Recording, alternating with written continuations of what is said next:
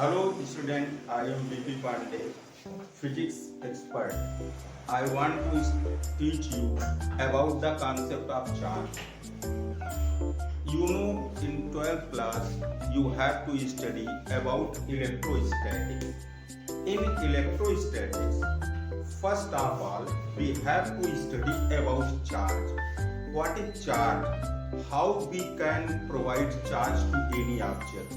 In this chapter, first of all, we have to study about the concept of charge. Concept of charge. Charge जैसा कि बच्चों आप जानते हैं कि चार्ज पहले से मौजूद था लेकिन लोगों को पता नहीं था इसके बारे में. फर्स्ट ऑफ ऑल यूनानी philosopher Thales observed that when a substance amber is rubbed with wool, amber एक substance है, when it rubbed with wool it get a property to attract small piece of paper and other starch. But he don't know what is the cause. Thales को ये नहीं पता है कि ऐसा क्यों हो रहा है, पर उन्होंने देखा जब अंबर को ऊन से रगड़ा तो उसमें एक ऐसी प्रॉपर्टी आ गई जिससे कि वो छोटी छोटी चीजों को अपनी ओर अट्रैक्ट करने लगा. After some time British scientist Gilbert observe that not only amber but there are some other substance which also get such property. For example, when glass is rubbed with silk, जब glass को silk से रब किया गया तो it get also the same property. After Gilbert, Benjamin Franklin defined that Benjamin Franklin explained that charge of two types, positive charge and negative charge. That is the history of charge, but we have to study the concept of charge on the basis of electronic configuration. On the basis of electronic configuration, atom consists proton and neutron in nucleus and electron revolves around the nucleus. You know, on the basis of electronic configuration that nucleus consists of proton and neutron and electron revolves around the nucleus. Number of proton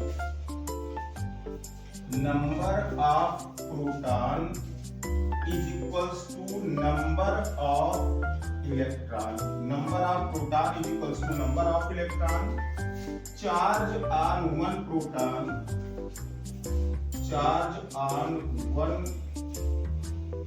proton is equals to plus 1.6 into 10 to the power minus 19 coulomb, and charge on one electron minus 1.6 into 10 to the power minus 19 coulomb. So you know if the number of proton is equals to number of electron, then the net charge on the atom is equals to 0. यानी atom क्या होगा, neutral होगा. जैसे अगर example के तौर पर मान लें कि एटम कंसिस्ट 5 प्रोटॉन, तो charge of 5 proton that is equals to plus 8.0 into 10 to the power minus 19 coulomb, और charge of 5 electron that is equals to minus 8.0 into 10 to the power minus 19 coulomb. Net charge क्या होगा, net charge is equals to 0. If we can change the number of electron or proton from in to the atom, then the atom become charged. For example, when we rubbed glass with wool, some electron transfer from glass to silk. So if the number of electron transfer from the glass to silk is n, then charge q is equals to ne होगा। ध्यान से देखिए कि या तो ये proton की संख्या बढ़ा घटा दें या इलेक्ट्रॉन की संख्या, but it is impossible to change the nucleus of the atom, so we can only change the number of electron in the atom. तो अगर इलेक्ट्रॉन ये निकल रहा है, जितने इलेक्ट्रॉन का ट्रांजिशन हो रहा है, ध्यान से देखिए, अगर ये इलेक्ट्रॉन निकल करके जाएगा तो निगेटिव चार्ज कम हो जाएगा और पॉजिटिव चार्ज ज्यादा होगा, तो ये पॉजिटिवली चार्ज होगा। पॉजिटिव और निगेटिव दोनों इक्वल हैं। अगर निगेटिव चार्ज इससे ट्रांसफर हो रहा है तो जो एटम पर आएगा वो पॉजिटिव चार्ज आएगा। How we can decide that the object get positive or negative charge? If the electron extracted from the substance, then it gets positive charge, and if the electron ejected, then it get negative charge. और quantity charge की कितना होगी? Q is equals to Ne. For example, if the glass rod is rubbed with silk and 5 electrons transfer from glass to silk, then charge on the glass rod that is equals to 5 into 8.0 into 10 to the power minus 19, 1.6 into 10 to the power minus 19, 8.0 into 10 to the power minus 19 coulomb positive charge होगा। और charge on silk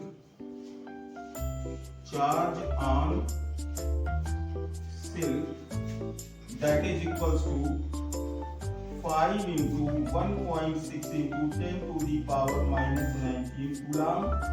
ये 8.0 into 10 to the power minus 19 coulomb negative charge होगा। ध्यान से इस बात को देखिए कि चार्ज जो है वो इलेक्ट्रॉन के इजेक्ट करने से या एक्सट्रैक्ट करने से होता है। अब अगर हम ये पूछें, if we give some positive charge to this marker, what is the change of the mass of that marker? You know what is the change of the mass of positive charge देने का मतलब है electron extracted from this marker, and the mass of one electron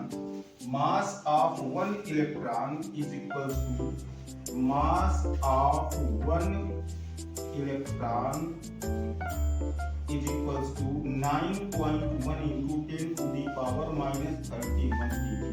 Means if the positive charge given to this marker, then its mass decreases. Positive charge देने का मतलब ये नहीं है कि हम कोई बाहर से चीज लाकर सुपर इम्पोज कर रहे हैं। इसका मतलब ये है कि इससे इलेक्ट्रॉन को निकाल लिया गया है, और अगर इलेक्ट्रॉन को निकाला जाएगा तो इसका मतलब है एक इलेक्ट्रॉन का मास कितना है, that is 9.1 into 10 to the power minus 31 kg। तो इसका मतलब है इसका मास डिक्रीज कर जाएगा।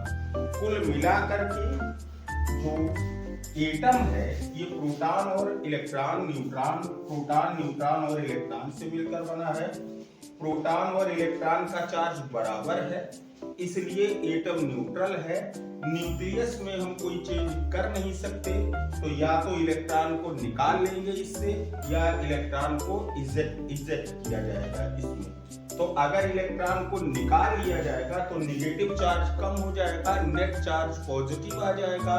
और अगर इलेक्ट्रॉन इजेक्ट किया जाए, अगर इलेक्ट्रॉन एक्सट्रैक्ट किया जाएगा तो पॉजिटिव चार्ज आएगा, और इलेक्ट्रॉन अगर इजेक्ट किया जाएगा तो नेगेटिव चार्ज आएगा। और चार्ज की क्वांटिटी कितनी होगी, द पॉजिटिव और negative charge decided by the either electron extracted और इजेक्टेड। यह निकाला गया है कि और उसमें the amount of charge you can find by this formula Q is equals to Ne, where N is the number of electron transfer from one thing to another, and E is the charge on one electron, that is equals to, for example, you can say if the two electron is transferred from one thing to another, तो जिससे electron निकला होगा उस पर positive charge आएगा, जिस पर electron आया होगा उस पर निगेटिव चार्ज आएगा।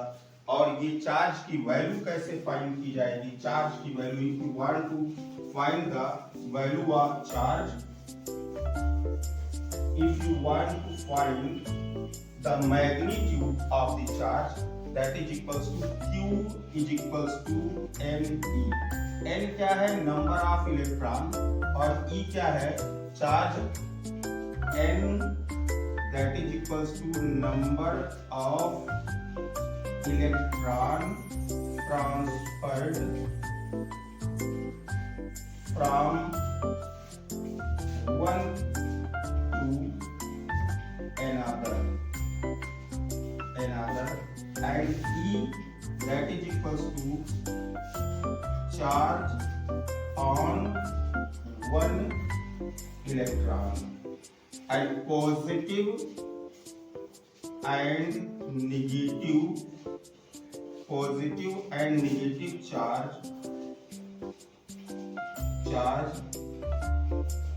decided by either electron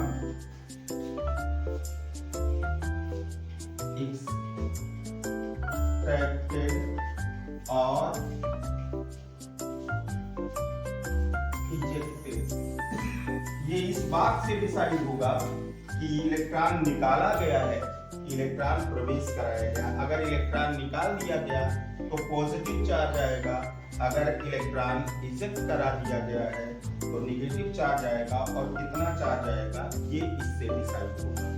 और अगर इसमें एक पॉइंट और देखें, एक्सपेरिमेंटली, जैसे two glass rod rubbed with silk, तो both the glass rod get same charge।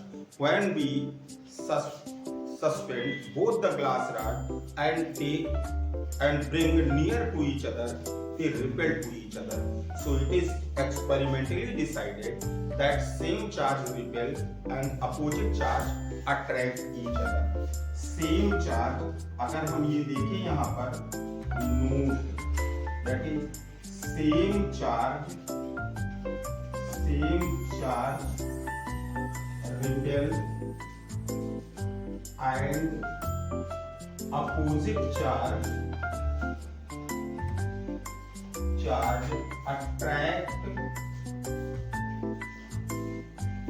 each other। ये इतनी बात डिसाइड हुई कि चार्ज कैसे आएगा, और सेम चार्ज रिपेल करते हैं, अपोजिट चार्ज अट्रैक्ट करते हैं। Other thing that is continuous and discontinuous process क्या होता है? जैसे we have to study about the quantization of charge. हमको पढ़ना है नेक्स्ट टॉपिक इसमें, क्वांटाइजेशन ऑफ चार्ज, यानी charge can not be distributed indefinitely। Quantization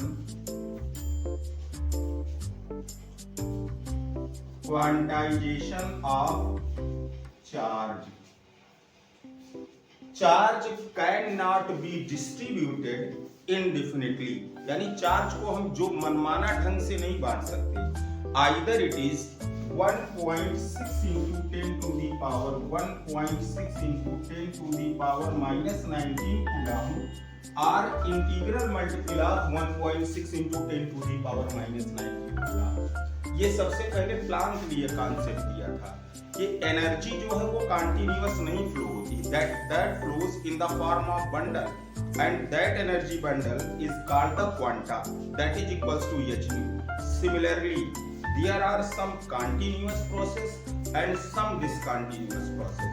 तो आप ये इसको बात को समझ सकते हैं कि अगर एक प्लांट के ग्रोथ को हम देखें, प्लांट का अगर हम ग्रोथ देखें, ये प्लांट इतना बड़ा ये हो रहा है प्लांट, अगर इसके ग्रोथ को हम देखें तो ये प्लांट हर समय किसी ना किसी ऊंचाई का रहा होगा। कभी ये इतनी ऊंचाई का रहा होगा, कभी इतनी ऊंचाई का रहा होगा, कभी इतनी ऊंचाई का रहा होगा।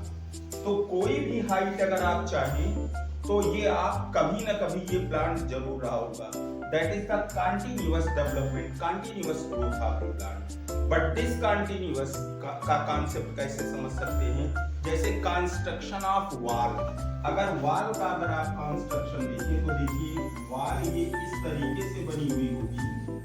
ये वॉल या तो इतनी ऊंचाई की होगी या फिर तुरंत क्या हो जाएगी, इतनी ऊंचाई की हो जाएगी, इतनी ऊंचाई की हो जाएगी, या फिर ये वॉल क्या होगा, ये इतनी ऊंचाई की हो जाएगी, ये इतनी ऊंचाई की हो जाएगी। कभी भी ये इतनी ऊंचाई की वॉल कभी नहीं रही होगी।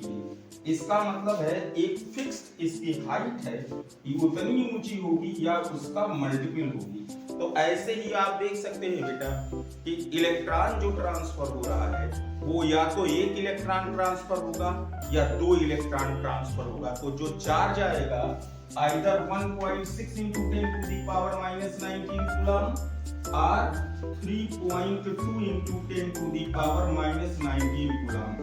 इसके बीच में कोई चार्ज नहीं हो सकता, क्योंकि या तो ये चार्ज आएगा या फिर ये चार्ज आएगा, या तो एक इलेक्ट्रॉन निकलेगा या फिर दो इलेक्ट्रॉन निकलेंगे, आइदर 3 इलेक्ट्रॉन निकलेंगे।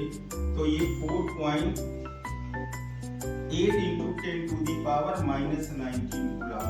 तो similarly we can say charge cannot be distributed indefinitely। जो मनमाना ढंग से हम चार्ज चाहें वो नहीं हो सकता।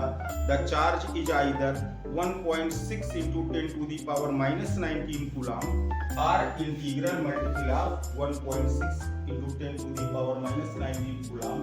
That is called the quantization of charge।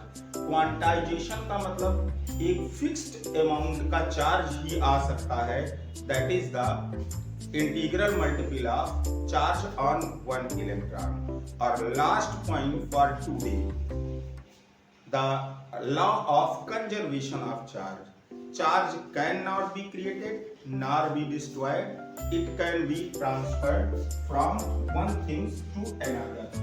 यानी कि चार्ज को ना तो हम बना सकते हैं ना हम उसको खत्म कर सकते हैं। ये चार्ज जो है एक से दूसरे पर ट्रांसफर हो सकता है। जैसे for example when the glass rod is rubbed with silk, तो some electron transfer from the glass rod to silk. तो 5 इलेक्ट्रॉन अगर ग्लास रॉड से निकले हैं तो सिल्क पर 5 ही इलेक्ट्रॉन जाएंगे। तो जितना पॉजिटिव चार्ज आएगा इस ग्लास रॉड पर, सिल्क पर उतना ही नेगेटिव चार्ज आएगा। यानी कि चार्ज ट्रांसफर हो सकता है, ना वो क्रिएट किया जा सकता है ना वो डिस्ट्रॉय किया जा सकता है। That is the concept of charge. सबसे पहले थेल्स ने केवल देखा, उनको कारण नहीं पता था। बाद में उसी बात को गिलबर्ट ने देखा और सब्सटेंस के लिए बेंजामिन फ्रैंकलिन ने उसको पॉजिटिव और नेगेटिव चार्ज डिसाइड किया। But we have to study the concept of charge on the basis of electronic configuration. अब इसके बाद ये आता है चार्जिंग, यानी चार्जिंग कैसे होगा? बहुत तरीके से चार्ज किया जा सकता है इसे। जैसे फ्रिक्शन से चार्ज कर सकते हैं। जो अभी आप थेल्स जो देख रहे थे, जो गिलबर्ट देख रहे थे, ये सब फ्रिक्शन से चार्ज किया गया। फ्रिक्शन से चार्ज किया जाएगा, यानी जब एक दूसरे को रब किया जाएगा तो फ्रिक्शन से एक चार्ज दूसरे पर चला जाएगा। दूसरा ये है कंडक्शन। जब दो चीजें आपस में जुड़ी जाएगी तो charge flows from high potential to low potential. Charge high potential से लो पोटेंशियल पर चला जाएगा। That is the charging due to conduction. Third क्या है? अगर किसी एक ऑब्जेक्ट को, कंडक्टर को अगर किसी चार्ज प्लेट के पास लाएंगे तो उसका अपोजिट चार्ज जो है उसके तरफ अट्रैक्ट हो जाएगा और दूसरे साइड को अगर हम अर्थ से कनेक्ट कर देंगे तो वो अर्थ में चला जाएगा। और तीसरा है नॉन कंडक्टर के लिए बाई पोलराइजेशन। तो चार्जिंग कितने तरीके से हो सकता है अगर हम ये देखें। Type of charging, type of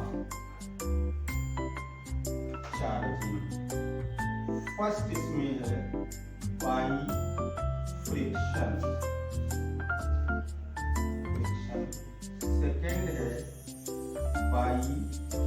conduction,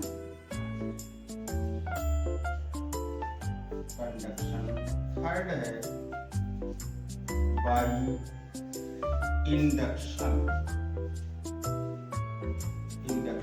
और फोर्थ है बाई पोलराइजेशन। तो बच्चों नेक्स्ट वीडियो में ये हम देखेंगे चार्ज कितने तरीके से आता है और चार्ज के बीच फोर्स कैसे लगता है।